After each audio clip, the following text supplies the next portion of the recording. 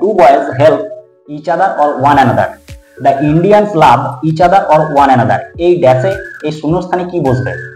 each other or one another।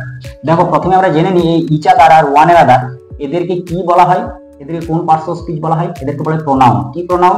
না reciprocal pronoun বলা হয়, রেসিপ্রোকাল প্রোনাউন। এই রেসিপ্রোকাল কথাটার মানে হলো পারস্পরিক। কি রকম? ধরো এই হচ্ছে তুমি, তোমার দুটো চুল করে দিই, আর এই হচ্ছে তোমার বন্ধু,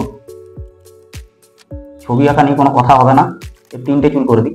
ধরো তুমি আর তোমার বন্ধু একে অপরের সাথে ধরো ঝগড়া করো, কথা বলো, একে অপরকে ভালোবাসো, তাহলে সেই ক্ষেত্রে কি হবে? সেই ক্ষেত্রে আমরা ব্যবহার করব ইচ আদার।